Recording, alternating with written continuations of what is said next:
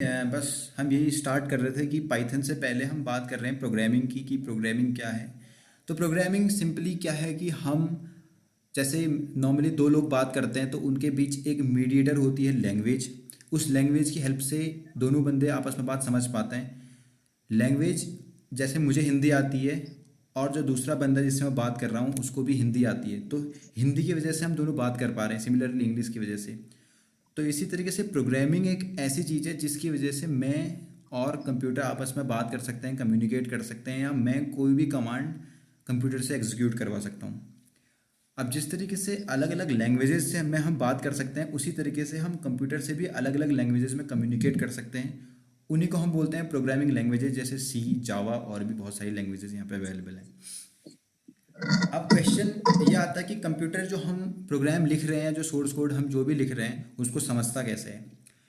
Actually computer क्या होता है, कंप्यूटर हमारी कोई कैरेक्टर्स को या फिर हमारे बोलने को या फिर हमारे नंबर्स को नहीं समझ सकता। कंप्यूटर में क्या होता है, छोटे छोटे ट्रांजिस्टर्स होते हैं जो सिर्फ ऑन और ऑफ हो सकते हैं। उस ऑन और ऑफ के कॉम्बिनेशन से ही कंप्यूटर समझता है। अब उस ऑन एंड ऑफ को रिप्रेजेंट करते हैं ज़ीरो और वन से, जिसे हम आपने अगर फिजिक्स में देखा होगा कि उसे हम बोलते हैं बाइनरी रिप्रेजेंटेशन। तो अगर कोई चीज़ ऑन है तो हम बोलेंगे कि ज़ीरो, अगर कोई चीज़ ऑन ऑफ है तो हम बोलते हैं वन। तो कंप्यूटर के अंदर जो ट्रांजिस्टर्स हैं उनका जो ऑन और ऑफ का कॉम्बिनेशन है, उससे ही कंप्यूटर समझता है कि जो जो बंदे ने कोड लिखा है उसका मतलब क्या है। अगर मैं कुछ भी लिख रहा हूँ तो वो आगे जाके कन्वर्ट होता है उस ज़ीरो और वन में, या हम बोल देंगे उस ऑन और ऑफ में, जिसे कंप्यूटर समझता है। अब होता क्या है, जब जब भी हम कुछ लिखते हैं किसी भी प्रोग्रामिंग लैंग्वेज में, जैसे जावा में, पाइथन में, या किसी भी लैंग्वेज में, तो हर लैंग्वेज के पास, हर प्रोग्रामिंग लैंग्वेज के पास अपना एक सॉफ्टवेयर होता है जिसे हम बोलते हैं कंपाइलर या फिर इंटरप्रेटर। ये कंपाइलर एक इंटरप्रेटर क्या होता है, किसी ने पहले से कुछ सोर्स कोड लिखा हुआ है, कोई कोड लिखा हुआ है, ये कोड क्या करता है, जो भी मैं कोड लिख रहा हूँ उसे कन्वर्ट करता है असेंबली लैंग्वेज में। और हमारे कंप्यूटर के अंदर एक असेंबलर होता है जो उस असेंबली लैंग्वेज को कन्वर्ट करता है मशीन लैंग्वेज में। मशीन लैंग्वेज का मतलब है उस बाइनरी रिप्रेजेंटेशन में, या हम बोल सकते हैं उस ऑन और ऑफ के कॉम्बिनेशन में, जिसको कंप्यूटर समझ सकता है। तो सिंपल सा फंडा है कि जो भी मैं सोर्स कोड लिखूंगा अपनी लैंग्वेज में, जैसे इंग्लिश में, जिसमें भी मैं कोड लिख रहा हूँ अपना, जो भी प्रोग्रामिंग लैंग्वेज में कोड लिख रहा हूँ, उस प्रोग्रामिंग लैंग्वेज का इंटरप्रेटर या उसका कंपाइलर मेरे कोड को कन्वर्ट करेगा और उसे कन्वर्ट कर देगा असेंबली लैंग्वेज में। असेंबली लैंग्वेज फर्दर हमारे कंप्यूटर के असेंबलर द्वारा कन्वर्ट होगी और वो कन्वर्ट हो जाएगी मशीन लैंग्वेज में, यानी ज़ीरो और वन के रिप्रेजेंटेशन में। ज़ीरो और वन का मतलब यहाँ पर है ऑन और ऑफ से। उन्हीं ऑन एंड ऑफ के कॉम्बिनेशन से कंप्यूटर को समझ में आएगा कि मैंने क्या लिखा है। इतनी बात एकदम क्लियर है।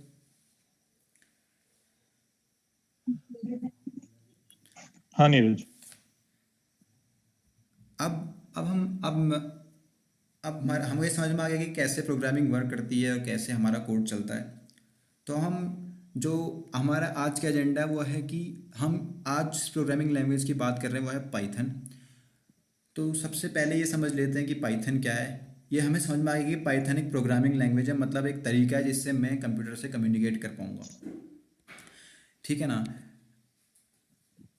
क्या है कि पाइथन अभी सबसे ज़्यादा मार्केट में यूज़ हो रही है, बहुत ज़्यादा। अब इसका रीज़न क्या है उसको हम एक दो स्लाइड बाद देखेंगे क्यों इतनी ज़्यादा यूज़ हो रही है। अब दूसरा है कि पाइथन के पास जो होता है, मैंने आपको बताया कि एक कन्वर्टर होता है जो हमारे कोड को कन्वर्ट करता है असेंबली लैंग्वेज में। तो पाइथन के पास कन्वर्ट करने के लिए होता है इंटरप्रेटर। इंटरप्रेटर का मतलब होता है, दो चीज़ें होती है कन्वर्ट करने के लिए किसी भी प्रोग्रामिंग लैंग्वेज में, या तो उसके पास इंटरप्रेटर होगा या तो उसके पास कंपाइलर होगा। इंटरप्रेटर या कंपाइलर क्या क्या कैसे काम करते हैं, इंटरप्रेटर क्या करता है, जो भी हम कोड लिखते हैं उसे लाइन बाय लाइन रीड करता है और लाइन बाय लाइन उसे कन्वर्ट करता जाता है। कंपाइलर क्या करता है, एक बार में पूरा कन्वर्ट करता है। तो पाइथन जो है इंटरप्रेटेड लैंग्वेज है, मतलब ये लाइन बाय लाइन आपके कोड को पढ़ेगी और कन्वर्ट करती जाएगी। इतनी बात क्लियर है। पाइथन में आपको हाँ ऑब्जेक्ट ओरिएंटेड के फीचर मिल जाएंगे। पाइथन एक हाई लेवल प्रोग्रामिंग लैंग्वेज है। अब यहाँ पर एक टर्म आ रहा है हाई लेवल प्रोग्रामिंग लैंग्वेज। तो इसका मतलब क्या है कि जो प्रोग्रामिंग लैंग्वेज हाई लेवल हम बोल रहे हैं, इसका मतलब वो प्रोग्रामिंग लैंग्वेज बाइनरी रिप्रेजेंटेशन से या मशीन समझने वाले कोड से उतने ही क्लोजर नहीं है। जो लो लेवल लैंग्वेज होती हैं वो बाइनरी रिप्रेजेंटेशन के ज़्यादा क्लोज होती हैं। हाई लेवल लैंग्वेज के बीच में मीडिएटर होते हैं, जैसे इंटरप्रेटर पहला मीडिएटर है जो कन्वर्ट कर रहा है, फिर असेंबलर आ रहा है।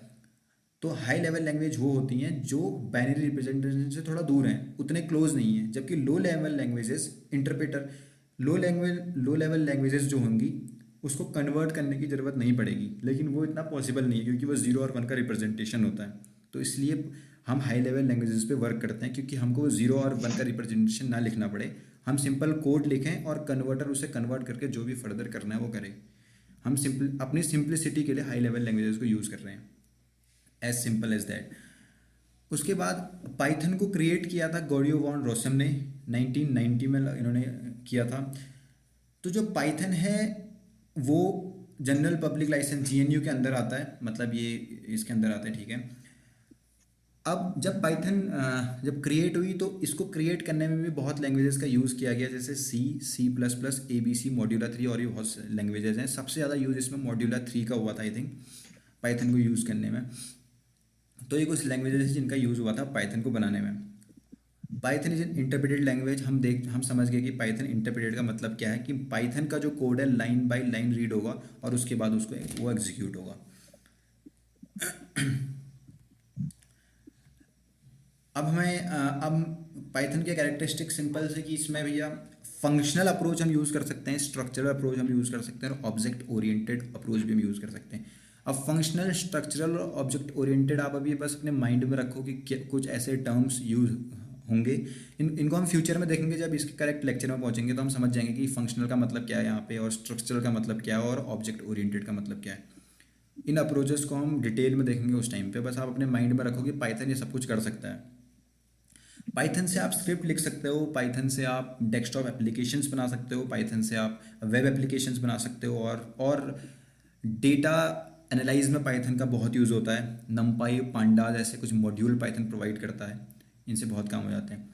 अब यहाँ पे मैंने एक चीज़ लिखी है, it support automatic garbage collection. Guys होता क्या है, जब हम कोई सोर्स कोड लिखते हैं या जब हम कोई कोड लिखते हैं तो उसमें कुछ ऐसे वेरिएबल्स हैं, उसमें कुछ ऐसा डेटा होता है जो यूज़फुल नहीं होता, अनयूज डेटा होता है जो हमारे मेमोरी में बस जगह ले रहा होता है। तो हमें क्या होता है, उस डेटा को रिमूव करना होता है बेटर परफॉर्मेंस के लिए। अगर हम उस डेटा को ऐसे ही छोड़ देंगे तो ऐसी डेटा बढ़ता जाएगा और हमारी स्पीड लो हो जाएगी हमारे सॉफ्टवेयर की या हमारे कोड की। तो होता क्या है, उसके लिए हमें उस डेटा को, जो हमारा अनयूज डेटा है, उसे रिमूव करते रहना पड़ता है। बट अगर हम इसे मैनुअली करना शुरू करेंगे तो एक टाइम टेकिंग वर्क होगा और हमें याद रखना पड़ेगा, बहुत कुछ इसके साथ होता है। तो पाइथन हमें प्रोवाइड करता है ऑटोमेटिक गार्बेज कलेक्शन। होगा क्या, जो डेटा अनयूज्ड होगा पाइथन का उसको खुद ही वहाँ से रिमूव कर देगा।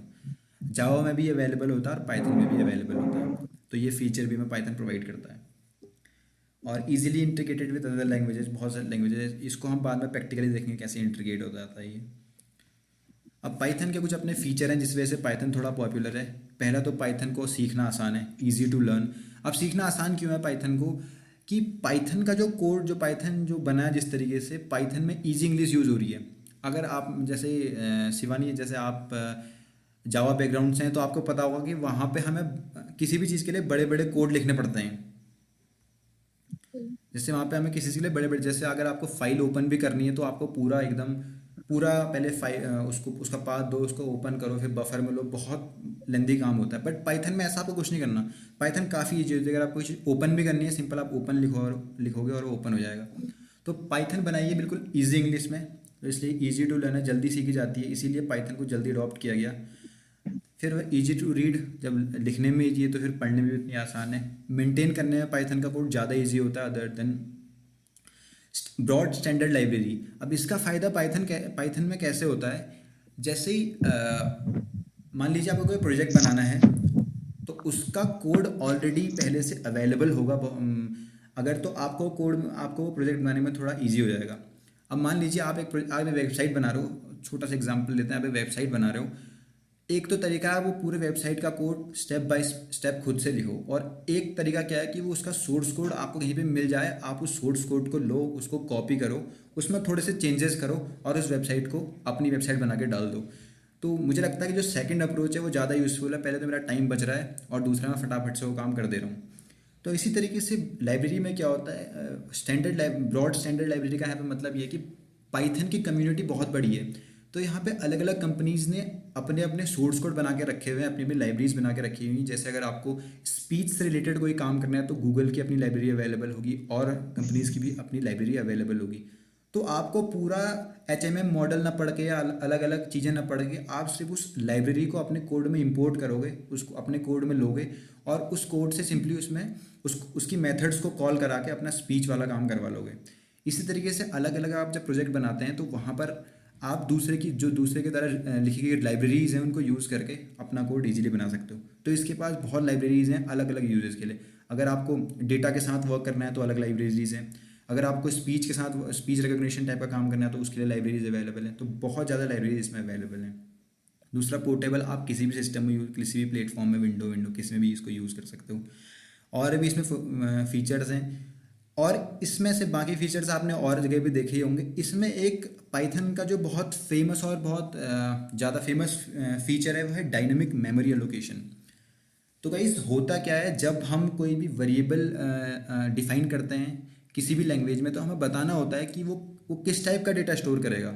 डेटा हो सकता है वो किसी इंटीजर को स्टोर कर रहा हो, डेटा हो सकता है वो किसी स्ट्रिंग को स्टोर कर रहा हो, डेटा हो सकता है वो किसी कैरेक्टर को स्टोर कर रहा हो। तो हमें बताना होता है कि वो किस टाइप का डेटा वो वेरिएबल स्टोर करेगा। तो पाइथन में हमें ऐसा बताने की ज़रूरत नहीं पड़ती। पाइथन ऑटोमेटिकली समझ जाता है कि यूज़र ने किस टाइप का डेटा इसमें स्टोर किया हुआ है।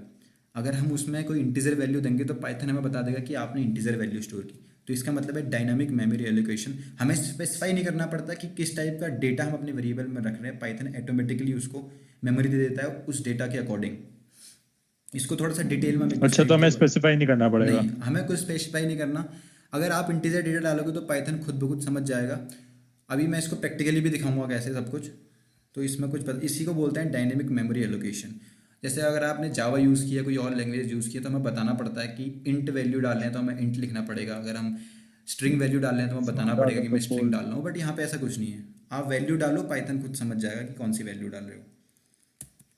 और इजी टू मेंटेन का क्या मतलब है? सोर्स कोड को मतलब मेंटेन होता करना क्या है इजी होता है, इसको क्या कि है? होता क्या है कि जब जब आप मतलब कोई कोड बनाते हो तो वहाँ पे आपको कभी कभी क्या होता है, जब बहुत बड़े लेवल पे आप कोड लिख रहे हो तो कभी कभी क्या होता है कहीं पे वहाँ पे कोई चेंजेस कर रहे होंगे किसी जगह पे, या फिर आपको मान लो आपने अलग अलग फंक्शंस बनाए हैं, आपको किसी फंक्शन में पर्टिकुलर फंक्शन में चेंज करना है तो आप पूरा चेंज ना करके पर्टिकुलर उस चीज़ को चेंज कर सकते हो।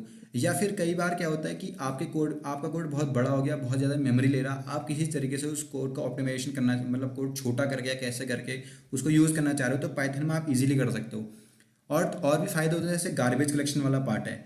अब इसका गार्बेज कलेक्शन ऑलरेडी हो जा रहा है, वो गार्बेज डेटा जो है ऑलरेडी पाइथन रिमूव करके दे रहा, तो आपकी स्पीड को वही बूस्टअप करा। तो ऐसे बहुत तरीक़ों से इसको मेंटेन करना काफ़ी इजी होता है। ये फीचर्स आपको और प्रोग्रामिंग लैंग्वेज में मिल जाएंगे, इसलिए मैंने इनको ज़्यादा हाईलाइट नहीं किया क्योंकि ये फीचर कॉमन है सारे प्रोग्रामिंग में। But dynamic memory allocation, easy to learn, ये फीचर्स पाइथन में नहीं है थोड़े, क्योंकि और प्रोग्रामिंग लैंग्वेजेस के सिंटैक्स थोड़े इससे अलग हैं। पाइथन के बिल्कुल इजी सिंटैक्स है, अभी आप देखोगे तो धीरे धीरे। सिंटैक्स का मतलब सिंपल है कि उसको लिखने का तरीका कैसे लिखा जाएगा। अब आप पाइथन से ऑलमोस्ट सब कुछ कर सकते हो। आप पाइथन प्रोग्रामिंग से आप वेब डेवलपमेंट कर सकते हो, आप वेब एप्लीकेशन बना सकते हो, आप GUI एप्लीकेशन बना सकते हो, आप स्क्रिप्ट बना सकते हो, console based application, software development या कुछ भी आप कर सकते हो। एक छोटा सा प्रोजेक्ट हम इस कोर्स में बनाएंगे, छोटा बहुत इमेज प्रोसेसिंग या कुछ बनाएंगे, उसमें कोशिश करेंगे। अब हम बात करते हैं वेरिएबल्स की। तो पाइथन में हमने पहले भी देख लिया कि पाइथन में अगर हम कोई वेरिएबल बना रहे तो पहले तो हमें फ़ायदा है कि हमें कोई भी बताना नहीं पड़ रहा है वेरिएबल को कि किस टाइप का डेटा हम स्टोर कर रहे हैं। तो डायनामिक मेमोरी एलोकेशन होगा पहले तो। दूसरा होता क्या कि वेरिएबल ऐसा नहीं कि डेटा को वेरिएबल स्टोर कर रहा, डेटा तो हमेशा मेमोरी में ही स्टोर होगा।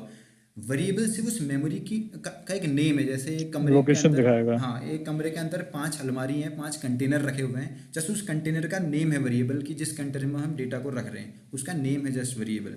अब पाइथन में होता क्या है, जब आप कोई डेटा स्टोर करते हो किसी वेरिएबल के अंदर, तो उस वेरिएबल को इस मेमोरी का आप बोल सकते हो। पाइथन एक आईडी प्रोवाइड करता है, एक यूनिक आईडी होती है हर वेरिएबल के साथ, जिससे पाइथन उन्हें कॉल कर पाता है, इसीलिए ईजी टू एक्सेस होता है इसके लिए। तो जब भी अभी वो मैं सब प्रैक्टिकली भी दिखाऊंगा कि कैसे आईडी स्टोर होती है सब कुछ।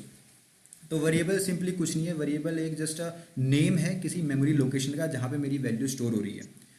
और दूसरी चीज़ पाइथन में हमें याद रखनी है कि हमें वेरिएबल को हमें बताना नहीं पड़ रहा पाइथन को कि किस टाइप की वैल्यू हम वेरिएबल में स्टोर कर रहे हैं। वो वैल्यू कुछ भी हो सकती है, इंटीजर हो सकती है, स्ट्रिंग हो सकती है, कुछ भी, वो पाइथन खुद ब खुद उसको आइडेंटिफाई कर लेगा। ठीक है। अब हर प्रोग्रामिंग लैंग्वेजेज में, प्रोग्रामिंग लैंग्वेज कुछ नहीं है, बस हमने पहले ही स्टार्टिंग में डिस्कस किया कि प्रोग्रामिंग लैंग्वेज क्या है, जस्ट एक तरीका है, एक मीडिएटर है मशीन के साथ इंटरेक्ट करने का। तो जैसे हम हाँ हिंदी यूज़ कर रहे हैं, इंग्लिश यूज़ कर रहे हैं, इसमें अपने रूल्स हैं। जैसे अगर हमें फ्यूचर की बात करनी है तो हम विल शेल यूज़ करेंगे, ऐसे रूल्स हैं। इसी तरीके से हर प्रोग्रामिंग लैंग्वेज के भी अपने रूल होते हैं, उन्हीं को हम सिंटैक्सेस बोलते हैं। तो इसी तरीके से वेरिएबल्स को डिफाइन करने में भी पाइथन ने कुछ रूल्स बनाए हुए हैं कि जब आप वेरिएबल को डिफाइन करोगे या किसी वेरिएबल का नेम दोगे तो कुछ रूल्स को आपको फॉलो करना होगा। जैसे वो रूल्स मैंने यहाँ पे डिफाइन किए हैं।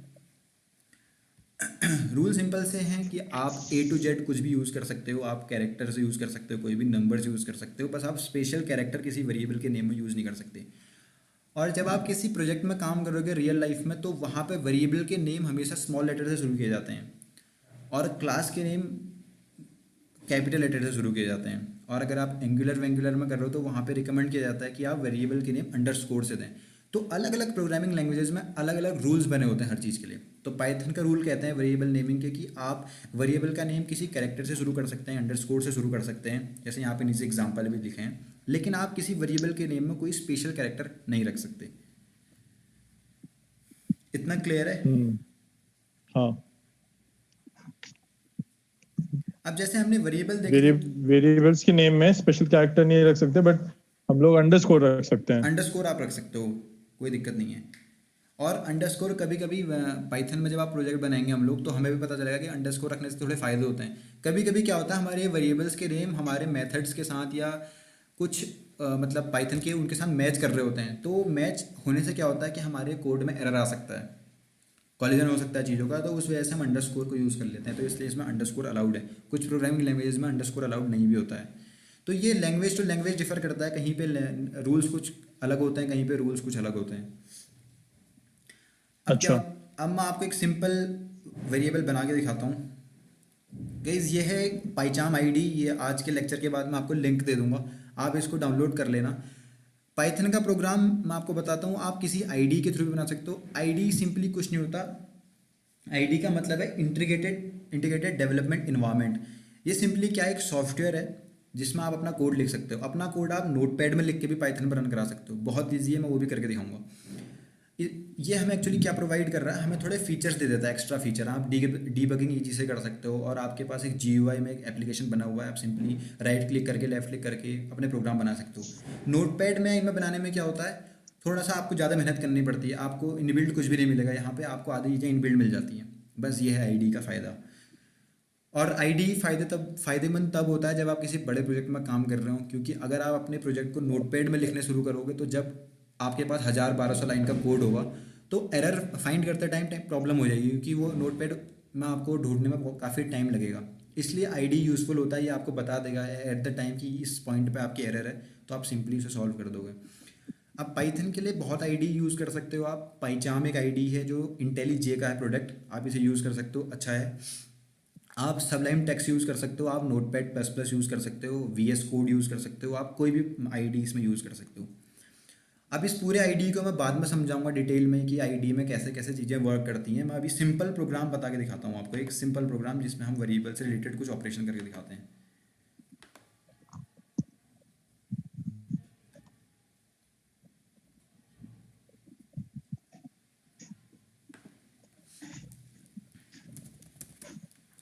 गाइस कभी भी आप अपने पाइथन फाइल का नाम देंगे तो एक चीज़ हमेशा ध्यान रखना, ऐसा नाम कभी नहीं देना है जो मॉड्यूल का नेम हो। मॉड्यूल क्या होता है कि मतलब जो पाइथन के मॉड्यूल को मैं बाद में डिटेल में समझाऊंगा, अभी आप ऐसे समझ लो कि जो पाइथन में ऑलरेडी चीज़ें बनी हुई हैं, प्री डिफाइंड चीज़ें हैं, उनके नेम के जैसा आपने पाइथन की फाइल का नेम नहीं रखना है। और जैसे मैं अभी पाइथन के फाइल नेम test1 रख रहा हूँ, ये कोई वैलिड नेम नहीं है, तो ऐसे नाम मत रखिएगा, मतलब उसके लिए ठीक है, मतलब बाद में आपको प्रॉब्लम होगी। वही जो तू बता रहा था ना कि इसमें मॉड्यूल स्टोर होते हैं गूगल के और इन सब के, तो उनके नाम के जैसा वो नहीं होना चाहिए, हाँ सेम। हाँ, वैसे नेम मत रखिएगा। मतलब जैसे मान लो पांडाज है, एक मॉड्यूल है ये पांडाज, जिससे आप डेटा एनालाइज कर सकते हो। पाइथन में एक मॉड्यूल है, अगर आप पांडाज फाइल का नाम रखोगे तो वो एरर दे देगा आपको, क्योंकि वो ऑलरेडी मॉड्यूल नेम है, तो वहाँ पे प्रॉब्लम हो सकती है। ठीक है ना? तो जैसे मैं test1 मैंने इसका नेम रखा,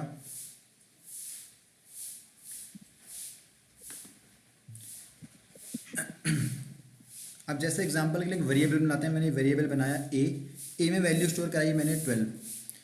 मैंने इसको बताया नहीं कि किस टाइप का डेटा है। अगर मैं जावा में बनाता तो मुझे बताना पड़ता कि ये किस टाइप का डेटा है। मैंने पाइथन को कुछ नहीं बताया, मैंने एक वेरिएबल बनाया ए, उसमें वैल्यू असाइन कर दी 12।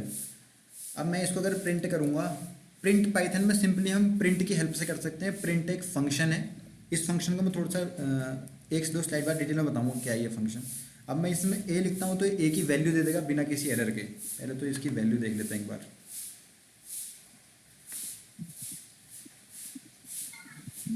तो आप ये कंसोल है, कंसोल मीन्स यहाँ पे आपको आउटपुट मिलेगा। और यहाँ पाइथन में आपको एक टर्मिनल मिलता है। टर्मिनल क्या होता है बेसिकली, जब आपको मॉड्यूल इंपोर्ट करने होते हैं किसी कोई एक्सटर्नल मॉड्यूल, तो आप टर्मिनल की हेल्प से करते हो। इन सबको हम प्रैक्टिकली देखेंगे धीरे धीरे। अब आप ये समझ लो कि एक कंसोल है जहाँ पे आपको आउटपुट दिखेगा, जो भी आपका आउटपुट है। यहाँ पे मैंने एक वेरिएबल ए में 12 असाइन किया, इसने 12 यहाँ पे मुझे बता दिया।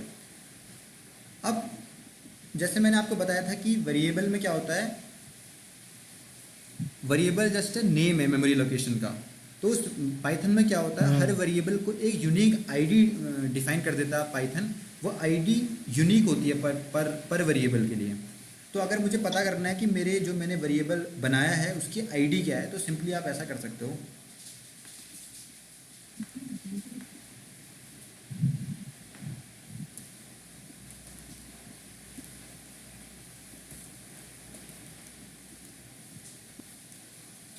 गाइज आईडी एक फंक्शन है। फंक्शन मतलब क्या होता है बेसिकली, फंक्शन क्या है, एक पीस ऑफ कोड है, किसी ने लिखा होगा या आईडी पहले से पाइथन डेवलपर्स ने किसने लिखा और हमें बता दिया कि भैया एक आईडी नाम का फंक्शन है, आप इसे यूज़ करोगे तो ये आपको आपके पर्टिकुलर वैल्यू की आईडी दे देगा। इसी तरीके से प्रिंट भी एक फंक्शन है जो पहले से पाइथन डेवलपर ने लिखा हुआ है और उसकी डेफिनेशन, इस प्रिंट फंक्शन की डेफिनेशन स्टोर है ऑलरेडी।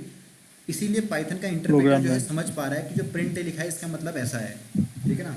अब जब मैं प्रिंट आईडी लिखता हूँ तो मुझे इसकी आईडी बता देगा ये किसकी, ये इसकी आईडी है, मतलब ये इसको यूनिक आईडी मिली है मेमोरी के अंदर। अगर मैं एक वेरिएबल और बनाता हूँ, मैंने एक वेरिएबल बनाया बी,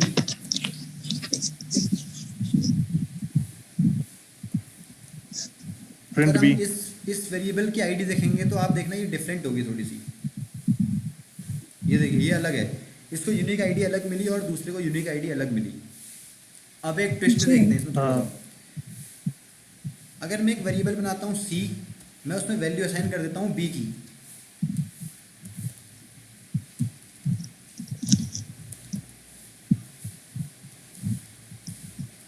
अब मैं आईडी चेक करता हूँ सी की। अब यहाँ पे आपको एक पाइथन का नया मैजिक समझ में आएगा। जब मैं आईडी चेक करूँगा सी की, तो आप देखो बी और सी की आईडी सेम है। तो हुआ क्या, जो बी की वैल्यू थी वही सी को भी मिल गई, लेकिन सी को अलग से मेमोरी नहीं मिली। हुआ क्या कि जो रेफरेंस है, जो बी की वैल्यू का रेफरेंस है वो सी को मिल गया। इसका फ़ायदा क्या है, इसका फ़ायदा ये है कि आप अलग से आप मेमोरी को सेव कर रहे हैं यहाँ पे। इससे थोड़ा सा और अच्छा एग्जांपल लें। अगर मैं सी की वैल्यू, अगर मैं डी की वैल्यू, एक वेरिएबल लेता हूँ डी, जिसकी वैल्यू मैं बोलता हूँ 12 है अगेन। अब मैं प्रिंट करता हूँ आईडी ऑफ डी। आप देखो इसकी और इसकी आईडी फिर से सेम है, क्योंकि डी की वैल्यू भी 12 है और ए की वैल्यू भी 12 है। तो इन दोनों की आईडी ऑटोमेटिकली सेम आ गई, क्योंकि उसने अलग से वेरिएबल नहीं बनाया बल्कि उसी वेरिएबल की रेफरेंस को डी को भी पास कर दिया। तो ये फ़ायदे होते हैं, इससे हमारा मेमोरी सेव होती है पहला, और परफॉर्मेंस फास्ट होती है दूसरा। तो ये आईडी का कंसेप्ट है कि किस तरीके से वेरिएबल स्टोर होते हैं और किस तरीके से उनकी आईडी पाइथन में स्टोर होती है। यहाँ पे कोई दिक्कत किसी को? एक क्वेश्चन था, बताइए। जैसे ए में हमने स्टोर, ए एक वेरिएबल है, ठीक है। एक बार और बोलना, सॉरी। कह रहा हूँ ए एक वेरिएबल है, बिल्कुल।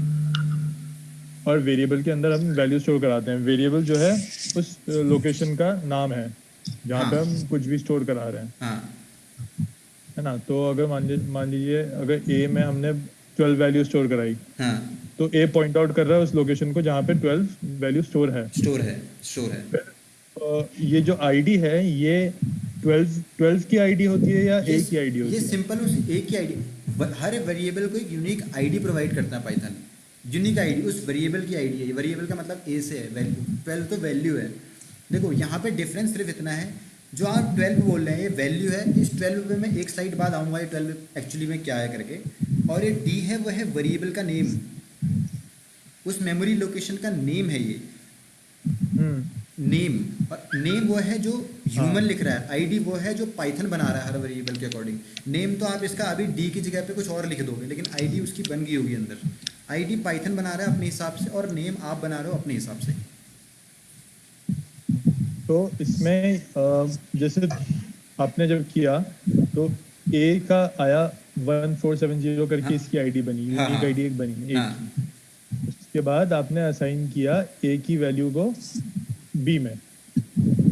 नहीं, ए की वैल्यू बी में कहाँ गया? सी की वैल्यू बी में करी। हाँ हाँ हाँ हाँ। तो सी की आईडी थी 1470577008 जो है, हाँ वो बी की आईडी थी, और सी में भी सी की आईडी आ गई। नहीं, एक्चुअली हुआ क्या कि सी एक वेरिएबल नेम है, ठीक है ना। अब आपने हाँ। क्या किया, आपने एक वैल्यू स्टोर करी एक मेमोरी लोकेशन पे। एक मेमोरी मिली थोड़ी सी कुछ बाइट की 13 को, 13 को कुछ मेमोरी मिली कुछ बाइट्स में आपकी मेमोरी के अंदर, ठीक है। अब होगा क्या कि उसका नेम है बी। अब आपने कहा कि यार जो 13 वैल्यू है वही मुझे सी के अंदर भी चाहिए, तो पाइथन एक अलग हाँ। से मेमोरी ब्लॉक नहीं बनाएगा। आपने कहा ठीक है, आप पाइथन एक अलग से मेमोरी ब्लॉक नहीं बनाएगा उसके लिए। पाइथन क्या करेगा, जो वैल्यू ऑलरेडी स्टोर है उसी सेम वैल्यू जो स्टोर है उसका रेफरेंस उस सी को भी दे देगा। मतलब दोबारा से मेमोरी ना देके उस मेमोरी का सिर्फ रेफरेंस दे देगा उसको कि भैया इस मेमोरी लोकेशन पे ये Reference वैल्यू यानी ऑलरेडी कि एक स्टोर है, link। आप इसको रेफर कर लो। एक लिंक दे देगा बेसिकली। इतना समझ में आ गया? हाँ जी। अब एक फंक्शन इसमें और है टाइप फंक्शन। टाइप फंक्शन भी थोड़ा इंटरेस्टिंग फंक्शन है। जैसे मैंने आपको बोला था कि पाइथन में जो है आपको डेटा टाइप बताने की ज़रूरत नहीं है कि किस टाइप का डेटा आप स्टोर करवा रहे हो। तो इसी तरीके से अगर आप यहाँ पे लिख दो प्रिंट टाइप ऑफ ए। अब आपको पता है कि 12 जो है इंटीजर वैल्यू है जो आपने स्टोर कराई है। अब जब आप इसको रन कराओगे तो पाइथन भी आपको बता देगा कि जस्ट आपने इंटीजर वैल्यू स्टोर कराई है। ये देखिए, इसने बताया कि पाइथन कि आपने इंटीजर वैल्यू स्टोर करी हुई है। इसने बताया इसकी क्लास क्या है, इंट क्लास है। अगर आप कोई स्ट्रिंग वैल्यू दोगे यहाँ पे तो ये बता देगा कि इसने ये स्ट्रिंग वैल्यू है str मीन्स स्ट्रिंग। तो ये पाइथन के कुछ छोटे मोटे फीचर्स हैं। अभी आगे वो आपको बहुत अच्छे अच्छे फीचर्स पता चलेंगे। तो आईडी और टाइप का सिंपल सा फंडा है। अब बात करते हैं पाइथन के डेटा टाइप की। ये हम ऑलरेडी बहुत डिस्कस कर चुके हैं कि पाइथन में आपको डेटा टाइप बताने की ज़रूरत ही नहीं है। पाइथन ऑटोमेटिकली डिटेक्ट कर लेता है कि किस टाइप का डेटा यूज़र स्टोर कर रहा है। और उसको पता करने के लिए हमारे पास एक फंक्शन अवेलेबल है जिसका नाम है टाइप फंक्शन। टाइप फंक्शन की हेल्प से आप पता कर सकते हो कि किस टाइप का डेटा पाइथन ने, किस टाइप का डेटा यूज़र ने स्टोर किया है। इसमें कोई इशू नहीं है। अब क्या है कि ये तो स्टैंडर्ड डेटा टाइप्स हैं कि इंटीजर हो सकता है, कॉम्प्लेक्स नंबर हो सकता है, फ्लोट हो सकता है, डिक्शनरी, सेट और सीक्वेंस टाइप। इनको मैं डिटेल में आगे डिस्कस करूँगा क्योंकि ये टॉपिक पूरा एक एक दिन के टॉपिक है, तो इनको अभी से छोटे में इनको बताना थोड़ा उतना सही नहीं है। तो मैं इनको डिटेल में डिस्कस करूँगा। अभी आप माइंड में रखो कि ऐसे और भी डेटा टाइप्स पाइथन में अवेलेबल हैं, जैसे कुछ डिक्शनरी नाम का, कुछ स्ट्रिंग नाम, कुछ टपल नाम का, कुछ लिस्ट नाम का, कुछ सेट, इस टाइप के कुछ अवेलेबल हैं। सेट सेम है जैसे आपने मैथ्स में सेट पढ़े हैं, अगर 12th में 11th में जो आपने सेट पढ़े थे वो पाइथन में सेम सेट यहाँ पे भी अवेलेबल हैं। इसी तरीके से डिक्शनरी, अगर कोई जावा बैकग्राउंड से है तो आपने वहाँ पे मैप पढ़ा होगा, मैप। सिमिलरली मैप की तरह यहाँ पे डिक्शनरी है। लिस्ट और टपल भी थोड़े थोड़े सेम है, उनको हम आगे डिस्कस करते हैं साथ में एक साथ। अब पाइथन कीवर्ड्स हर प्रोग्रामिंग लैंग्वेज में देखने को मिलेंगे आपको। कीवर्ड्स, कीवर्ड क्या होते हैं कि हर प्रोग्रामिंग लैंग्वेज में कुछ प्री डिफाइंड वर्ड होते हैं जिनकी मीनिंग इंटरप्रेटर को पता होती है, कंपाइलर को पता होती है कि इनकी मीनिंग क्या है। अगर आप जो मेरी आपको स्क्रीन पे जो वर्ड्स दिख रहे हैं, अगर आप इन वर्ड्स को पाइथन के अंदर लिखोगे तो पाइथन के इंटरप्रेटर को पता होगा कि इनकी मीनिंग क्या है। जैसे मैं ट्रू लिखूंगा तो पाइथन को पता है कि एक बूलियन वैल्यू है, ये इस कंडीशंस पे यूज़ होती है। ये सारे पाइथन कीवर्ड्स हैं, आप इनको और इजीली बोल सकते हैं कि प्री डिफाइंड वर्ड या रिजर्व्ड वर्ड, जो ऑलरेडी पाइथन के कंपाइलर इंटरप्रेटर को पता है कि इनकी मीनिंग क्या है। धीरे धीरे इनको हम एक एक करके डिस्क्राइब करते रहेंगे आगे। पाइथन लिटरल्स, अब आपने वेरिएबल में वैल्यू स्टोर करी, लेकिन जो आपने वैल्यू को स्टोर किया उस वैल्यू को बोलते हैं लिटरल। लिटरल मतलब जो भी आपने वैल्यू स्टोर करी, जैसे इस वाले प्रोग्राम में जो ये स्ट्रिंग है, जो ये नंबर है, ये सब लिटरल हैं जो आप स्टोर कर रहे हैं। एग्जाम्पल भी दिए यहाँ पे, जैसे आपने कोई नेम स्टोर किया किसी बंदे का, या कोई डिजिट स्टोर किया, कोई फ़ोन नंबर स्टोर किया, कोई आईडी स्टोर की, कुछ भी स्टोर की, वो सब कहलाते हैं लिटरल। अब लिटरल भी अलग अलग टाइप के होते हैं। अब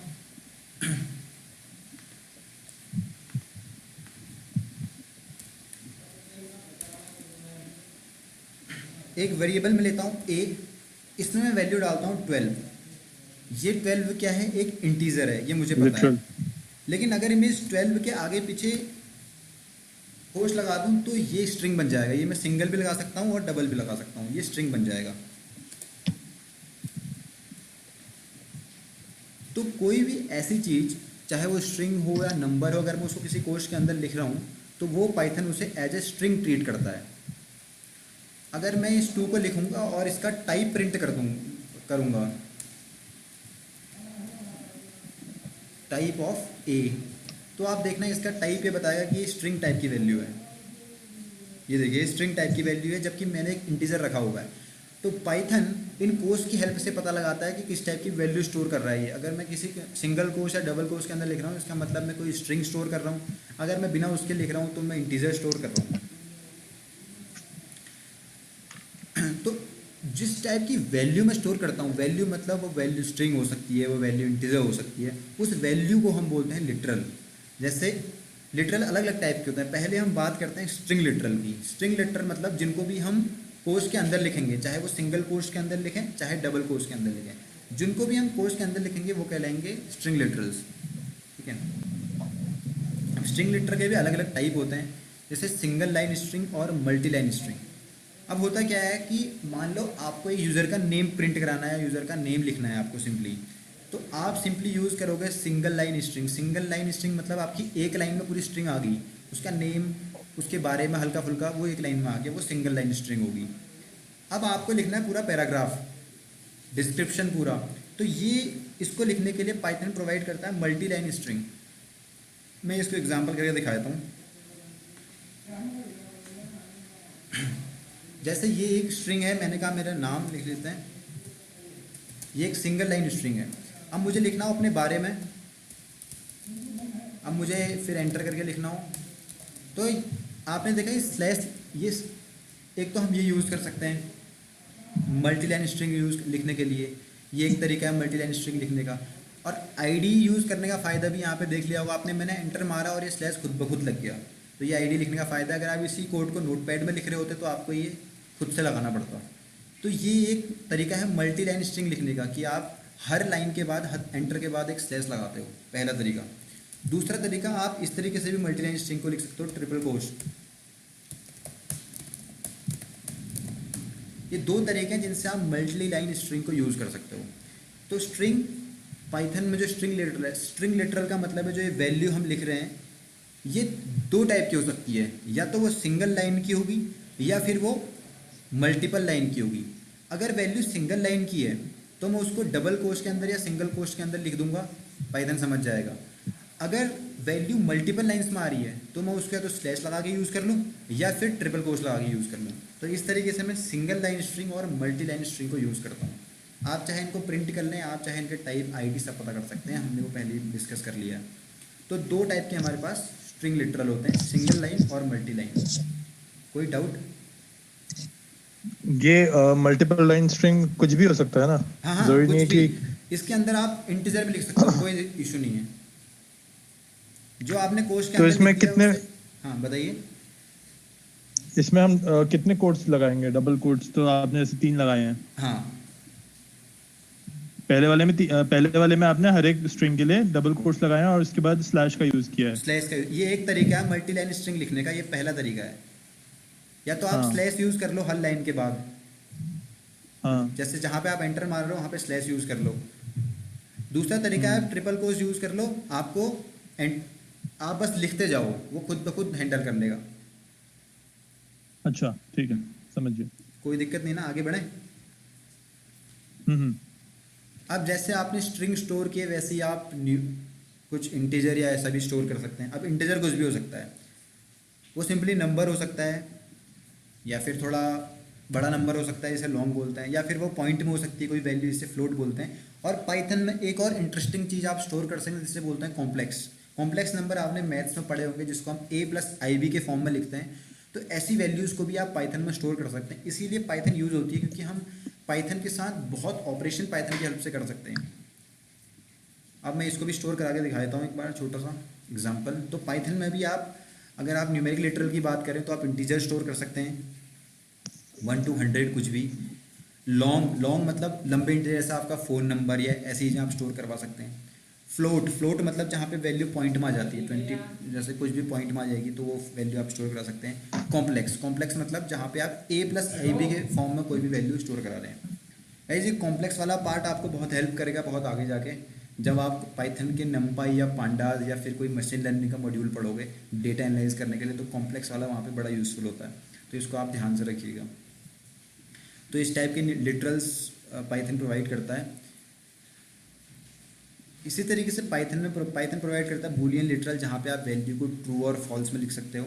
वैल्यू ट्रू है या फॉल्स, ये यूज़फुल होता है। जैसे मान लो कोई कंडीशन है कि अगर कुछ चीज़ ट्रू है तो आप ऐसा कोड रन करना, अगर ऐसा ट्रू है तो ऐसा कोड रन करना। तो ऐसे केसेस में बूलियन बड़ा हेल्पफुल होता है। स्पेशल लिटरल, पाइथन में एक स्पेशल लिटरल होता है जैसे हम बोलते हैं नन। जब मान लीजिए आपने मतलब कोई वेरिएबल डिफाइन कर दिया जो क्रेडिट नहीं है, तो उस केस में आप पाइथन को नन दे सकते हो। ये बेसिकली तभी होता है जैसे आपके पास कोई लिस्ट ऑफ डेटा हो, तो लास्ट वैल्यू के लिए इसको यूज़ करते हैं। हम कंडीशन लगा देते हैं कि जब नन आ जाएगा वैल्यू तो ये लिस्ट या ये समथिंग जो भी हम स्टोर कर रहे हैं ख़त्म हो जाएगा।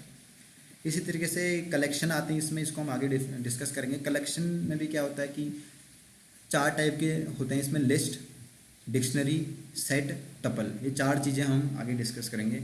तो लिटरल मतलब वो वैल्यू जो हम स्टोर कर रहे हैं वो बहुत तरीके की हो सकती है। वो ट्रू फॉल्स हो सकती है, वो नन हो सकती है, वो नंबर हो सकती है, वो स्ट्रिंग हो सकती है, कोई भी वैल्यू हो सकती है। उसी वैल्यू को हम बोलते हैं लिटरल, जो अलग अलग टाइप के होते हैं, जो हमने देख लिया। इसके बाद बात करते हैं पाइथन कमेंट्स की। ये बहुत यूज़फुल है, वैसे दिखने में काफ़ी ईजी होता है और हर लैंग्वेज में इसे ईजिली लिया जाता है, बट पाइथन कमेंट्स बहुत यूज़फुल होते हैं। जैसे आपने एक चीज़ यहाँ पे देखी, जब आप किसी चीज़ को ट्रिपल कोट्स के अंदर लिख रहे हो तो वो चीज़ मल्टी लाइन स्ट्रिंग की तरह ट्रीट हो रही है। ठीक है जी। अगर मैं इसको किसी को असाइन ना करूँ, मैं किसी को असाइन ही ना कर रहा हूँ इस वैल्यू को, तो ये वैल्यू ऑटोमेटिकली कमेंट बन जाती है पाइथन के अंदर। अगर आप किसी चीज़ को ट्रिपल कोट्स के अंदर लिख रहे हो और उसको किसी को असाइन नहीं कर रहे हो तो वो ऑटोमेटिकली कमेंट बन जाती है। अगर मैं इस कोड को रन भी करूँगा तो कोई एरर नहीं आएगी, क्योंकि पाइथन ने इसको एज अ कमेंट ट्रीट किया। अगर मैं यहाँ से ट्रिपल कोट्स हटा दूँ एक बार के लिए, तो आप देखना भी एक एरर आएगी।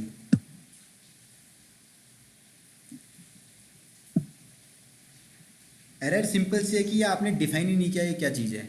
बट अगर मैं इसको ट्रिपल कोट्स के अंदर डाल दूंगा कोई भी चीज़ और उसको मैं किसी को असाइन नहीं करूँगा, तो पाइथन उसको एज अ कमेंट ट्रीट करेगा। तो कमेंट लिखने का पहला तरीका है हम उसे ट्रिपल कोट्स के अंदर लिख दें। उसी ट्रिपल कोट्स को आप किसी को असाइन कर देंगे तो वो स्ट्रिंग वैल्यू बन जाएगी, और उसको किसी को असाइन नहीं करेंगे तो वो कमेंट बन जाएगा। और दूसरा तरीका है पाइथन में कमेंट लिखने का, हैश। आप हैश लगा के भी पाइथन में सिंगल लाइन कमेंट लिख सकते हैं। एक लाइन में कोई कमेंट लिखना है आप हैश लगा लो, एक से ज़्यादा लाइन में कोई कमेंट लिखना है तो आप ट्रिपल कोट्स लगा लो। अब कमेंट हम क्यों यूज़ कर रहे हैं और कमेंट यूज़फुल कब होंगे हमारे के लिए?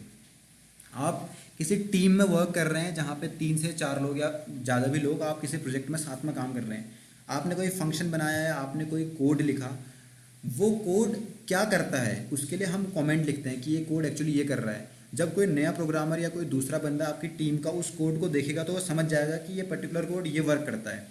और कमेंट लिखने से कोड में कोई फ़र्क नहीं पड़ता, क्योंकि जो इंटरप्रेटर होता है कमेंट वाली लाइन को स्किप कर देता है। ना आपकी परफॉर्मेंस में कुछ फ़र्क पड़ना है, ना आपकी किसी कोड में कोई फ़र्क पड़ना है। तो आप कमेंट लिखोगे, आपके अगले प्रोग्रामर को पता भी लग जाएगा कि ये कोड एक्चुअली कर क्या रहा है, और ये बड़े यूज़फुल होते हैं कमेंट। और पाइथन इसके लिए एक और फीचर प्रोवाइड करता है, उसको भी हम आगे देखेंगे, इसे टॉक स्ट्रिंग बोलते हैं, वो भी पाइथन आगे प्रोवाइड करता है। तो कमेंट्स पाइथन में दो तरीके से हम लिख सकते हैं, या फिर हम ट्रिपल कोट्स के अंदर डेटा को लिख लें और उसको किसी को असाइन ही ना करें। दूसरा तरीका, हम हैश लगा के पाइथन में कमेंट लिख सकते हैं। इस पे कोई डाउट कहीं पे अभी एक तक? लाइन के लिए ना? हाँ, एक लाइन के लिए आप हैश हैश यूज़ कर वाला लो। सिर्फ 1 लाइन का है। हम्म।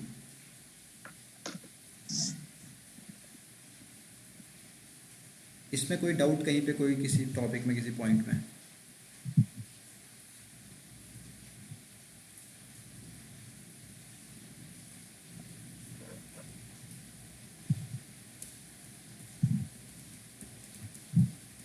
सब ओके है फिर गाइस? हाँ। तो जी। ये छोटा सा एक इंट्रोडक्शन था पाइथन में, कि कैसे पाइथन वैल्यू स्टोर करता है, कैसे जो डेटा हम, जो कोड हम लिखते हैं, कैसे मेमोरी के अंदर स्टोर होते हैं, कैसे ऑन और ऑफ काम करता है, कैसे बाइनरी काम करते हैं, और कैसे हमारा कोड कन्वर्ट होता है, कैसे फिर असेंबलर उसे कन्वर्ट करता है। सब कुछ हमने एक छोटा सा इंट्रोडक्शन, थोड़ा बोरिंग सा इंट्रोडक्शन हमने देखा। इसके जो नेक्स्ट मतलब हम स्टार्ट करेंगे, उस पर हम इतना डीप जाएंगे नहीं, फटाक फटाक से फिर चीज़ें कवर करते जाएंगे, और जो टॉपिक थोड़े से लेंदी होंगे उन्हीं में डीप जाएंगे। बस आज का थोड़ा सा एक इंट्रोडक्शन था, इसलिए थोड़ा सा लंबा रखना पड़ा इसे। और एक चीज़ इसमें मैं बताना भूल के लास्ट में, जैसे आप कोई चीज़ प्रिंट कर रहे हो, जैसे ये चीज़ है, प्रिंट आपने लिखा, इसके अंदर आप कुछ भी प्रिंट कर रहे हो, एग्जाम्पल के लिए मैं लिख देता हूँ हेलो। तो जो ये प्रिंट है ये प्री डिफाइन है, मतलब ये पाइथन को पता है इस प्रिंट का मतलब क्या है। और इस प्रिंट के जो प्रिंट एक्चुअली एक फंक्शन है। फंक्शन क्या होता है? Piece of code. ये किसी पाइथन डेवलपर ने पहले से इसकी मीनिंग पाइथन को बताई हुई है, इसकी मीनिंग कहीं पे स्टोर है। ये मैं आगे आपको सब दिखाऊंगा कि मीनिंग कहाँ स्टोर होती है और कैसे इसको हम पढ़ सकते हैं। सब कुछ इसको हम डिटेल में देखेंगे जब हम फंक्शन चैप्टर पढ़ेंगे। तो अभी आप इतना समझ लो कि जो प्रिंट है या जो भी हम ऐसे कोर्स के अंदर लिख रहे हैं, वो सारे फंक्शंस हैं। इन फंक्शंस की वैल्यू किसी डेवलपर ने पहले लिखी हुई है, उनको हम यूज़ कर रहे हैं। ऐसे ही हम अपने भी फंक्शन बना सकते हैं जिनको कोई डेवलपर यूज़ कर सकता है या हम ही अपने प्रोग्रामों से यूज़ कर रहे होंगे। फंक्शन क्यों बनाते हैं और क्या इनका फ़ायदा है, एक छोटा सा इंट्रोडक्शन दे देते हैं। जब आप मान लो आपको दो नंबर्स को ऐड करना है, तो एक तरीका है कि आप एक बार कोड लिखो कि भैया ए में वैल्यू स्टोर करी, बी में वैल्यू स्टोर करी, और C equals to A plus B. आपने कोड लिखा इस टाइप का, लिख ही लेते हैं इसको। आपने ए में वैल्यू स्टोर करी, बी में वैल्यू स्टोर करी, और सी में आपने बताया कि ए प्लस बी। सिंपल। अब आपकी प्रोग्राम में 10 बार आपको चीज़ें ऐड करनी है, 10 बार यूजर से इनपुट लेना और 10 बार ऐड करनी है। तो एक तरीका तो क्या है, 10 बार इस कोड को लिखो, और दूसरा तरीका है ये है कि इस कोड को आप कहीं पे स्टोर कर दो किसी चीज़ के अंदर, और उस पर्टिकुलर चीज़ को बार बार कॉल कर लो। तो पर्टिकुलर चीज़ बनाना ही फंक्शन है, मतलब एक बंच ऑफ कोड बना देना ही फंक्शन है। एक उसके अंदर कुछ कोड लिख देंगे हम, वही उसको बार बार कॉल कर लेंगे। ये फंक्शंस के फ़ायदे होते हैं। इसी तरीके से प्रिंट का भी फंक्शन है, उसको किसी ने लिखा होगा ऑलरेडी, उसके अंदर का कोड है, मैं दिखा दूंगा आपको बाद में कैसा कोड है। तो इस तरीके से फंक्शंस काम करते हैं, ऐसे हम इसको आगे को बनाएंगे खुद से। और पाइथन में एक चीज़ और नोट करने वाली है, जैसे अगर आप किसी और प्रोग्रामिंग लैंग्वेज में थोड़ा सा आपको पता है, तो आपने अपने प्रोग्राम या अपने लाइन के एंड में सेमी कॉलन या कॉलन या अलग अलग चीज़ें देखी होंगी। पाइथन में ऐसा कुछ भी यूज़ नहीं करना, आपको सिंपली लिखना है बस। पाइथन उसको खुद समझ जाएगा, जैसे आप एंटर मारेंगे पाइथन समझ जाएगा कि ये लाइन ख़त्म हो चुकी है। तो आपको कुछ भी एक्स्ट्रा यूज़ नहीं करना, आपको सिर्फ लिखना है अपना कोड, पाइथन उसको चला लेगा। आपको कोई सेमी कोलन कुछ भी नहीं लगाना, पाइथन इसे एज इट इज़ रन कर देगा। जहाँ से आप एंटर मार देंगे वहाँ से पाइथन समझ जाएगा कि न्यू लाइन स्टार्ट हो गई है। मतलब पहली बारी में इंटरप्रेटर ने इस लाइन को रीड किया, अगली बारी में इसकी नेक्स्ट लाइन को रीड करेगा, अगली बारी में उसकी नेक्स्ट लाइन को रीड करेगा, और लाइन बाय लाइन रीड करता जाएगा और वर्क करता जाएगा। तो इसका फ़ायदा है छोटे छोटे प्रोग्राम्स में ये भी होता है, जैसे आपकी शुरू की 3 लाइन सही हैं, चौथी लाइन गलत है, 5 छठी लाइन सही है, तो वो 3 लाइन शुरू की रन कर देगा पहले, उसके बाद बताएगा कि चौथी लाइन में एरर आ रही है आपकी। तो गाइस आज के लिए इतना ही। इसमें कोई कहीं पे किसी को डाउट है तो आप बताओ। नीरज, ये जो जैसे हम जैसे प्रिंट यूज कर रहे हैं, फंक्शन यूज कर रहे हैं, तो इसमें हमें हेडर फाइल यूज नहीं करनी होती इसके लिए, नहीं नहीं नहीं, कोई या हेडर फाइल ना इंपोर्ट कराते हैं कुछ नहीं नहीं, कोई हेडर फाइल लाइब्रेरीज? नहीं, कोई हेडर फाइल आपको यूज़ नहीं करनी इस पे। ये प्री डिफाइन है ओके। पाइथन और ऑलरेडी। वन लाइन कमेंट के लिए हमें स्लैश हैश यूज करना होगा। हाँ जी। और अगर आपको एक से ज़्यादा लाइन मल्टीपल लाइन के लिए यूज नहीं कर सकते ना हैश को? नहीं कर सकता आप, लेकिन ऐसे यूज़ करना होगा, हैश देन हैश, ये थोड़ा बोरिंग ओके सा नहीं हो ओके जाएगा ओके बार बार हैश यूज़ करना है हर लाइन पे। ओके तो ओके। बेटर तरीका है कि आप इसको यूज़ कर लो, आप मल्टीपल लाइन पे लिखते जाओ। जी जी जी जी। और अगर आप इसी को किसी वेरिएबल को असाइन कर दोगे तो ये मल्टी लाइन स्ट्रिंग बन जाएगी।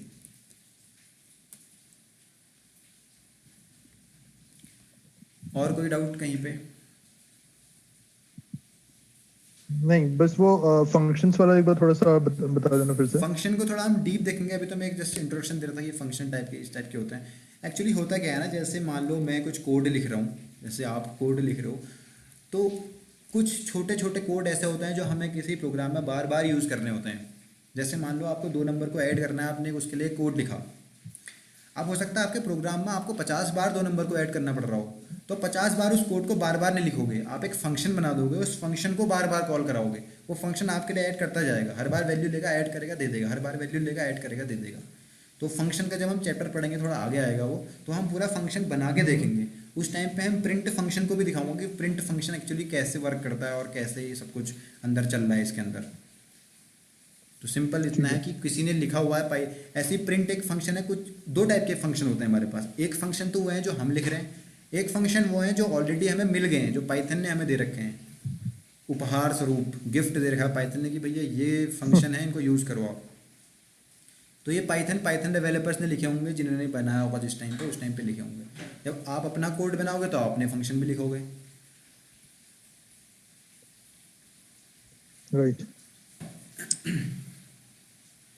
गाइस मैंने रिकॉर्ड करा हुआ है सारा सेशन, मैं अपने प्राइवेट यूट्यूब चैनल पे डाल दूंगा, ऐसे अपने प्राइवेट वाले पे डालूंगा, आपको लिंक दे दूंगा, आप उसमें से देख लेना अगर बाद में ज़रूरत पड़ेगी तो। वैसे